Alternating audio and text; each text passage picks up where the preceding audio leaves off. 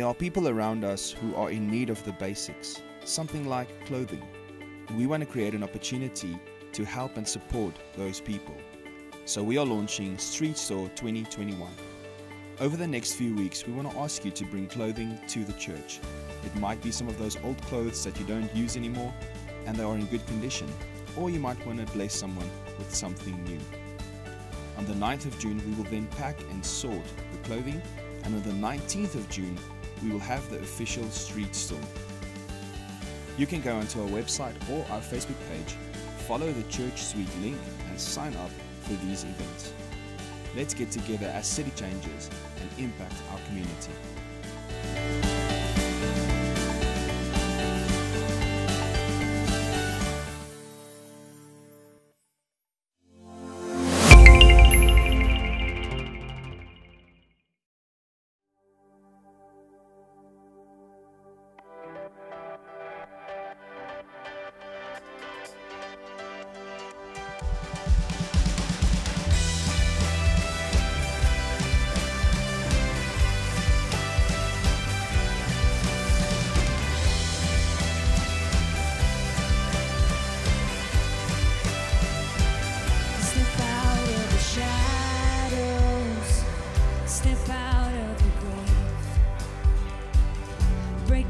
To the wild and don't be afraid. Run into wide open spaces, graces waiting for you. Dance like the weight has been lifted, graces waiting. Where the Spirit of the Lord is, there is freedom, there is freedom. Where the Spirit of the Lord is, there is freedom, there is freedom. Come out of the dark, just as you are, into the fullness of His love. Oh, the Spirit is here, let there be freedom, let there be freedom.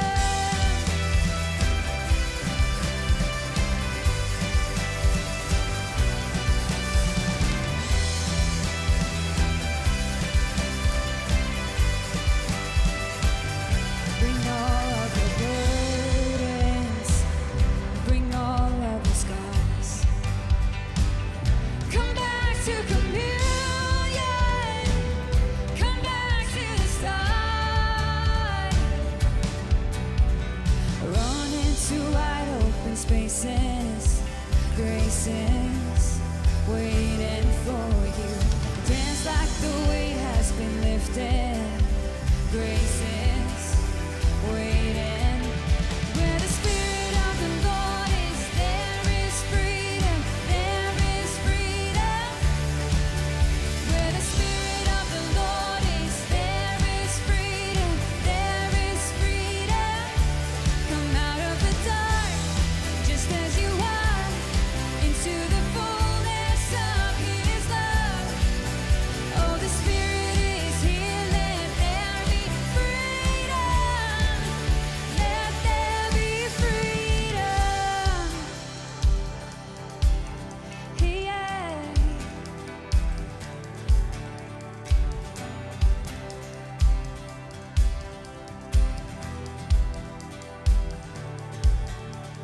Chains will fall, prisons shake at the sound of Jesus' name.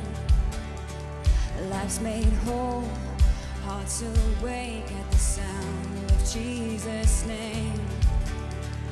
Chains will fall, prisons shake at the sound of Jesus' name. Lives made whole, hearts awake at the sound of Jesus' name. Yeah.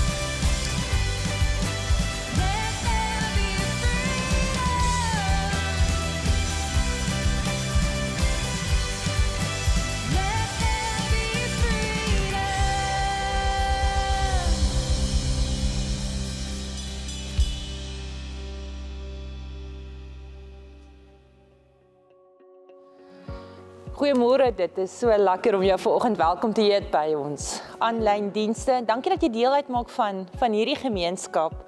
Onthou om met ons kontak te maak as jy enige navrae het, as jy wil gedoop word, as jy wil inskakel by die gemeente. Dis so maklik soos gaan op ons webtuiste, gaan na ons online desk toe en gee jou inligting vir ons deur en ons volg so gou as moontlik met jou op. So vanoggend wil ons 'n bietjie gesels oor 'n tendens wat ek so baie sien die laaste tyd in. En ek wil hom so 'n bietjie kom aanvat. Een van ons werkers hier by ons, Sammy, het so 'n manier, dan sal hy vir my sê, Annelies, poverty is part of our culture. Dan sê ek, nee, Sammy. Dan sê hy, no, Annelies, I think poverty is our culture. Dan sê ek, nee, Sammy, nee. En ek het so 'n bietjie gaan dink oor wat is ons culture en soos wat ek gesit en dink, besef ek, maar busyness is our culture. Dat iets in ons kultuur, in ons menswees begin ontwikkel wat sê, ons moet besig wees. En ek wil miskien vanoggend vir jou nuus gee. Maar jy weet, besig is nie een van die vrugte van die gees nie. Nou, dis nie so gelys nie, maar tog vier ons besig wees asof dit iets is wat gevier moet word. En wanneer jy nie kan vertel hoe besig jy is nie, is dit amper asof ons bang is, mense gaan dink, ons is nie produktief nie, ons is nie lui nie. So, ek sien regdeur van die skoolkinders af, wat heeltyd sê, ons is so besig, ons is so besig. Ek kom op hierdie mooi storie af van 'n Britse kolonialis wat met sy skip gevaar het hier om Afrika en op 'n stadium het hy gestrand en hy maak nou sommer vir 'n paar van die plaaslike stammanne uitmekaar en hulle gebruik hulle toe nou om sy skip af te laai en sy trek binneland toe te trek en het was harde werk, was 'n groot werk en na 3, 4, 5 dae is die manne moeg en die oggend toe hulle wakker word, toe weier daardie manne om op te staan en verder te gaan en maak nie saak hoe hy pleit en hoe hy praat nie, hulle weier net en hulle lê daar rond en hulle weier om op te staan en toe hy op die ouend daar op die grond saam met hulle gaan sit en sê, luister manne, wat nou? Toe antwoord hulle hom so, we are waiting for our souls to catch up with our bodies. Dit was vir my so mooi gewees en ek dink dis baie keer wat ons moet doen, nie? Is om te stop and to wait for our souls to catch up with our bodies. Die probleem is ons hardloop vir onsself weg. Ons stop nie lank genoeg vir onsself om op te vang met onsself nie. So vanoggend wil ons net 'n bietjie gesels oor, hoe lyk dit? Hoe lyk dit wanneer ons net vir daai oomblik stop en tyd vat om op te vang met onsself. En Lamotte skryf, almost all things work better if you unplug it for a few minutes, even you. En dan laat jy jouself net so 'n bietjie unplug. As ek praat van 'n Model T Ford, dan kan almal van julle daai prentjie oproep. Daar's amper 'n romantiese prentjie rondom daai eerste swart karretjie. Maar ek wonder of jy weet, wat was die grootste kritiek wat mense gehad het teen die eerste Model T Ford? Die eerste Model T Ford model het glad nie 'n brandstofmeter gehad nie. So wat gebeur het, die mense het gery, en kort het jy 'n Model T Ford langs die pad sien staan, want hulle het uit brandstof uitgehardloop, want mense het nie 'n vermoë gehad om te bepaal hoe ver hulle nog kan ry nie. En ek wonder of dit nie 'n probleem is met ons as mense nie. Ons het nie 'n metertjie wat vir ons wys, ons tank is nou leeg nie. Ons het nie so rooi liggie wat begin flikker, wat sê stop, hervul, maak vol, jy's amper leeg nie. So ons dink ons is nog aan die gang, ons dink ons het nog genoeg, en die een oggend word jy wakker, en daar is net niks oor nie. Dit voel of daar 'n trein bo oor jou is, jy het nie die kapasiteit om op te staan nie, en dan is jy, maar wat het gebeur? Hoekom het ek nie hierdie sien kom nie? Die probleem is, ons het nie 'n brandstofmeter nie. Ons het nie die vermoë om agter te kom wanneer hierdie verby is nie. Ek lees 'n baie interessante artikel wat Adam Grant in die New York Times geskryf het. Hy sê, "There's a name for the blah you are feeling. It's called languishing. It's called languishing." Nou, ek weet nie van jou nie, maar ek het nie weet wat daai woord mooi beteken nie, maar ek het hom gaan opsoek, en dit beteken letterlik om te kwyn, of weg te kwyn. En ons bevind onsself in hierdie unieke plek dat dit nie net die mense in jou omgewing is, dat dit nie net jy is nie, dat dit nie net mense in Suid-Afrika is nie, maar ewe skielik reg oor die wêreld bevind ons onsself in 'n toestand van languishing. In 'n plek waar ons besig is om stadig weg te kwyn, waar 'n deel van wie jy is besig is om minder en minder te raak. Daar's so 'n mooi skrif in Jeremia 31 wat sê, ek lees hom uit die Amplified, hy sê, "For I fully satisfy the weary soul, and I replenish every languishing and sorrowful person." Kan ons vanoggend 'n oomblik vat? Miskien doelbewus die pause-knoppie druk en net 'n bietjie gaan kyk, waar in jou lewe is jy besig om weg te kwyn?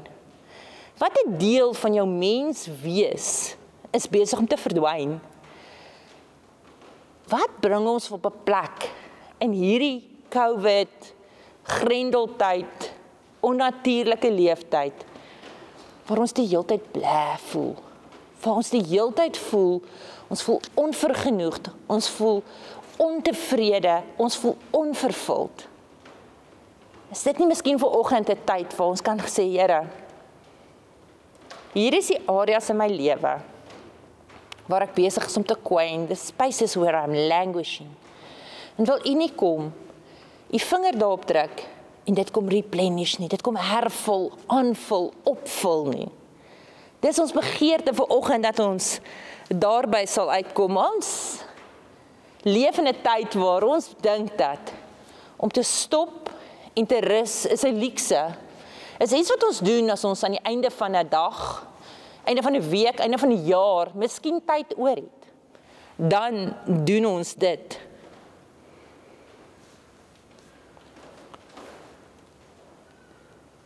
Terwyl ons so oor rus dink en dit iets is wat ons een kant toe skuif, is dit iets wat God eintlik gekom het in 'n geweldige hoë premie opgeplaas het. Waarom dink jy het God aan die einde van sy skepping, aan die einde van dag 6 gekom, na hy die mens gemaak het, gesê, dis baie goed. Waarom dink jy het hy gerus? Miskien dink jy dis omdat hy regtig moeg was, regtig uitgeput was. Dis nie dit nie. God het nie ophou skep nie, maar op die 7de dag kom hy en hy skep iets so kosbaar, hy skep rus. Net na 7 dae wat hierdie aarde bestaan, kom hy en hy stel rus voor, hy bring rus in hierdie prentjie in. Jy het daaraan gedink dat Adam en Eva se eerste dag op hierdie aarde was 'n rusdag. Hulle word gebore, geskep, binne in God se rus. Die eerste dag wat Adam en Eva op hierdie aarde spandeer het, was 'n tyd van kwaliteit tyd spandeer, saam met die Here, in verhouding groei, saam met die Here. Dit was 'n tyd van ontspan, voordat God enigiets anders met hulle gedoen het, was dit 'n tyd van rus. Genesis 2 vers 1-3, op die 7de dag was God klaar met alles wat hy gemaak het. En hy het op die 7de dag na al sy werk gerus. So is die skepping van die hemel en die aarde en alles wat daarin is voltooi. God het ook die 7de dag geseën. Hy het bepaal dat dit afgesonder moet word van die ander dae af, omdat hy op daardie dag gerus het, nadat hy sy skepingswerk gedoen het. Hierdie was 'n tyd waar Adam en Eva die hartklop van God kom optel. Ons dink baie keer rus is iets wat gereserveer is vir die aand, vir die naweek, vir die Desember, maar terwyl God gekom het en hy het 'n geweldige hoë premie op rus gesit, so 'n hoë premie, dat rus deel is van ons 10 gebooie. Eksodus 20, van vers 8 af, onthou om die Sabbatdag van God te vier. 6 dae lank kan jy met jou daaglikse werk aangaan. Die 7de dag is die Here jou God se rusdag. Niemand in jou huis mag op daardie dag aangaan met die gewone werk nie. Vers 11 sê, op die 7de dag het hy tot rus gekom. Om daardie rede het die Here die 7de dag geseën en vir homself eenkant gesit as sy heilige dag. Dis amper iets van vertroue. Dis iets van, Here, ek vertrou U om in 6 dae, 7 dae se werk te doen. Ek weet ek het baie werk, maar een dag vat ek en ek gee dit vir U, want U het hierdie dag as 'n rusdag, as 'n heilige dag verklaar. Hoekom? Omdat die Here geweet het, ons het nie die vermoë om self te gauge wanneer ons moeg is nie, en daarom het hy rus in 'n normale ritme van ons lewe ingewerk. Dis vir ons maklik om te aanvaar dat God was ernstig oor party van die 10 gebooie. So ons neem dit ernstig op as hy sê jy mag nie doodslaan nie, of eer jou vader en jou moeder. Maar op 'n manier voel ons dat hy dalk nie noodwendig ernstig was oor hierdie rusdag wat hy vir ons gegee het nie. Maar God het geweet dat hy dit vir ons so nodig gemaak het, dat ons dit moet doen. Probleem in die tyd van ons leef, dat ons dink dat rus en produktiwiteit staan teenoor mekaar. Terwyl rus en produktiwiteit eintlik hand aan hand saamloop, mekaar ondersteun. Adam het sy heel eerste dag in rus spandeer. Jy kan dit 'n bietjie in Genesis 2 gaan lees.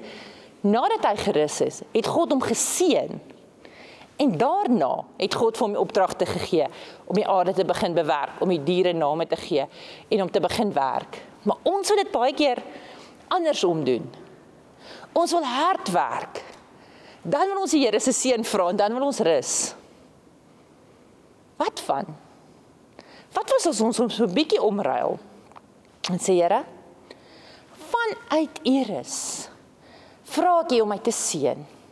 Vra ek U om my produktief te maak, en vanuit daardie posisie van rus, wil ek inbeweeg in produktiwiteit in.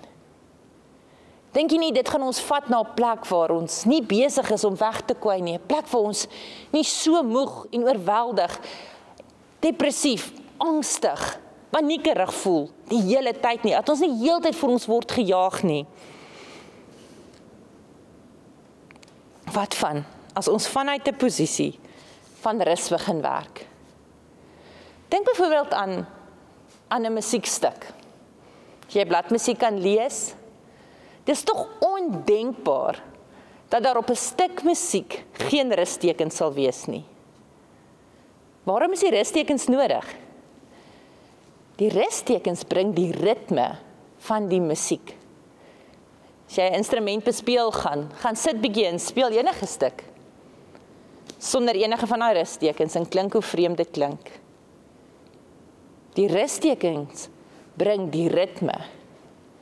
Miskien sit jy vanoggend en jy voel, maar ek is so uit ritme uit. Ek is uit ritme, dit voel nie of ek my ritme kry nie. Miskien is dit omdat daar nie genoeg rus in jou lewe is nie. Ek wil vir jou Matteus 11 lees vanuit die Message vertaling, waar Jesus kom en hy kom sit iets van ritme op die tafel om ons moeg aan te spreek. Hy sê, are you tired, worn out, burned out on religion? Come to me, get away with me, and you will recover your life.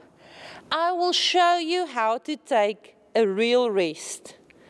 Walk with me and work with me. Watch how I do it. Learn the unforced rhythms of grace. I won't lay anything heavy or ill-fitting on you. Keep company with me, and you will learn to live freely and lightly. Freely and lightly. Jy kan sommer die ritme daarin hoor wanneer jy na hom toe kom, wanneer jy tyd uitsit, wanneer jy stop en luister en in ritme kom, net weer met sy hartklop. Reg deur die Bybel, veral in Psalms, kry ons die woord, dit is 'n Hebreëse woord, Selah, wat gereeld voorkom. En Selah word baie keer gebruik net nadat daar iets regtig dieps geskryf is. Die woord Selah beteken stop en luister. Reg deur die Bybel is daar plekke van stop en luister. Wanneer laas het jy gestop en geluister?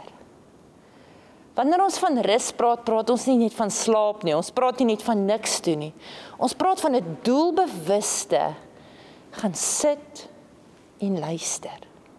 Daai oomblikke wat jy het, waar jy beleef, ek sit aan Jesus se voete, waar jy beleef, ek tel sy hartklop op, ek tel sy ritme op, ek kry kwaliteit tyd wat ek saam met hom spandeer, en vanuit dit leef ons, en beweeg ons, en is ons produktief.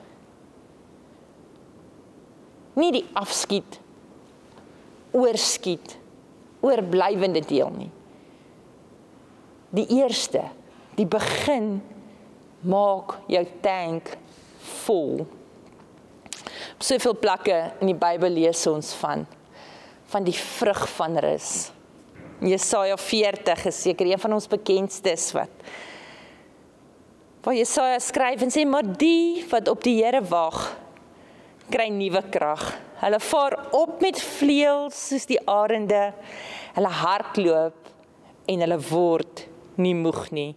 Hulle wandel en hulle word nie mat nie. Hy word nie mat nie, is dieselfde Hebreëse woord wat hulle praat van languaging, wat vertaal word daarmee. Hulle word nie moeg nie, hulle begin nie wegkwai nie. Hoekom? Want hulle wag op die Here. Daar's tyd wat uitgesit word, daar's tyd wat spandeer word, sodat die Here kan kom en herstel, opvul, aanvul, sodat jy altyd genoeg het om te kan gee. In Lukas 10 vind ons die verhaal van Maria en Martha, en dis 'n bekende verhaal, maar waar Martha besig was om alles reg te kry, die huis skoon te maak, kos te maak en 'n produktiewe lewe te leef. Maria kom en sy sit by Jesus se voete en sy sê, maar Here, kan jy nie sien? Martha kom klaar, sy sê, Here, kan jy nie sien? Hier is soveel werk nie. Maar die Here antwoord haar. Hy sê, Martha, Martha, dis in Lukas 10 vers 41-42, jy kwel jou tog oor so baie dinge. Daar is regtig net een ding wat nodig is om oor besorg te wees. Maria het dit ontdek, en ek gaan dit nie van haar wegneem nie. Op geen stadium sê Jesus dat ons nie produktief moet wees nie. Op geen stadium sê Jesus dat ons nie die werk moet doen nie. Maar hy kom en hy sê, wat Maria ontdek het, is die heel belangrikste. Ek wil in die Passion Translation sê hy so mooi, hy sê, and the Lord answered her, Martha, my beloved Martha, why are you upset and troubled, pulled away by all these many distractions? Daar is soveel distractions, daar is soveel goed wat ons aflei, wat ons aandag wegvat van wie Jesus is en wat hy in ons lewens wil kom doen. Hy sê, Mary has discovered the one thing most important by choosing to sit at my feet. She is undistracted, and I won't take this privilege away from her. Wanneer laas het jy undistracted net gaan sit by sy voete en ontslaag geraak van al die noise, al die lawaai, al die geraas, al die stemme. Net gestop. En sê, hier is ek, Here. Ek weet daar is werk. Ek weet daar is goed wat gedoen moet word. Maar vir nou wil ek net by u voete sit. Vir nou wil ek net toelaat dat my siel opvang met my liggaam. Vir nou wil ek net sit en fokus op kwaliteit saam met u. Psalm 23. Hy laat my neerlê in groen weivelde. Na waters waar rus is, lei hy my heen. Hy verkoop my siel. Hy lei my in die spore van geregtigheid om sy naam ontwil. Wanneer hulle so praat van, hy laat my neerlê in groen weivelde, sien ek amper daai prentjie van Heidi en Peter in die berge. Wat sorgvry hardloop en dan net neerval. En in daardie groen gras net lê. Wanneer hy ons lei hy ons na waters waar rus is. Dit is sy hart vir ons. Waters waar rus is. As jy hier sit vandag en jy besef ek het so lanklaas sorgvry, vredevol, rustig in my gees gevoel, in my gemoed gevoel.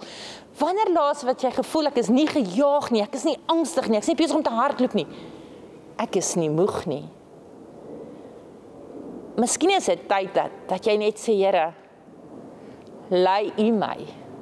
Want waar u my heen vat, is waters waar rus is.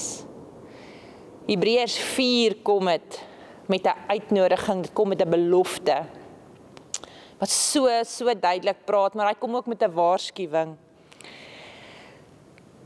Hebreërs 4 van vers 1 tot 2. Hy sê, God se belofte dat ons sy rus kan binnegaan, staan nog steeds. Daarom moet ons oppas dat dit nie dalk blyk dat een van ons langs die pad agtergebly het nie. Want hierdie blye boodskap van 'n plek van rus het ons ook ontvang, net soos hulle.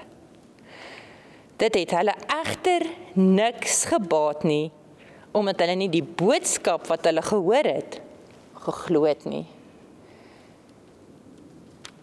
Wanneer ons nie gaan stop en in die rus van die Here ingaan nie, gaan ons iewers soos 'n Model T Ford uit brandstof hardloop. En gaan ons iewers agterbly. Soos wat hierdie skrif sê, maak seker dat jy kies om in die Here se rus in te gaan, sodat jy nie langs die pad agterbly nie. Ons het nie die vermoë om onbepaald teen hierdie tempo te leef en aan te hou leef en aan te gaan nie. Ons het nodig om in ritme te kom. Ons het nodig dat daar tye van rus in ons lewens ingebou sal word. Jy sit miskien hier en jy sê, ja, jy weet nie hoe lyk my lewe nie. Dit is baie maklik vir jou om te sê, jy werk net op 'n Sondag. Ek weet hoe Jesus se lewe gelyk het. Ek weet wat Jesus gedoen het en wat Jesus nie gedoen het nie. Ek sien nêrens in die Bybel dat Jesus angstig was nie.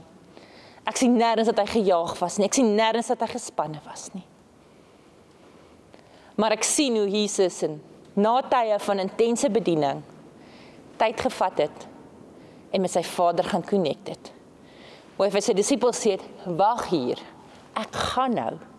Hoe hy tyd vir homself uitgesit het, hoe hy weggestap het uit spasies uit, waar hy eers na sy Vader gaan luister het.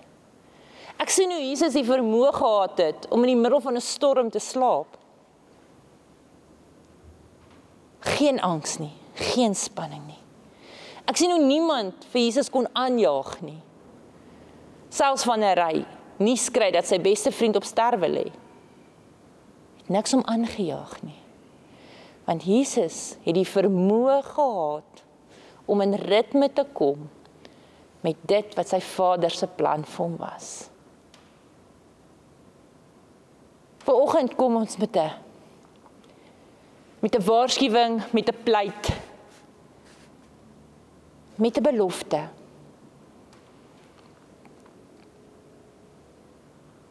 Matteus 11:28 in die gewone nuwe lewende vertaling. Kom na my toe, almal wat vermoeid en belas is, en ek sal jou rus gee. Neem my juk op julle en leer van my, want ek is sagmoedig en nederig van hart, en julle sal rus vind vir julle siele, want my juk is sag en my las is lig. Miskien voel jy vandag, dit wat ek dra is net te veel. Dit wat ek dra het soveel geword, ek kon dit vir lank dra, maar ek is moeg. Dan kom Jesus met oop arms en sê, kom na my toe, almal wat vermoeid en belas is, en ek sal vir jou rus gee. Ek sal vir jou rus gee. Neem my juk op jou, neem my las, want dit is sag en dis lig. As jy vandag miskien hier sit en jy voel jy kan nie meer nie, is die juk en die las wat jy dra heel moontlik nie van hom nie. As jy hier sit vanoggend en jy beleef nooit plekke van waters van rus nie, het jy heel moontlik iewers iets gemis van hy wat jou lei. Want wanneer hy ons lei, wanneer hy ons juk vat, dan leef ons lig en vry. En partykeer kom ons op 'n plek waar ons nie die vermoë het om te draai nie. Daarom wil ons vanoggend saam met jou bid. En ons wil ook vir jou sê dat ons 'n life center het wat jy kan kontak deur ons online desk.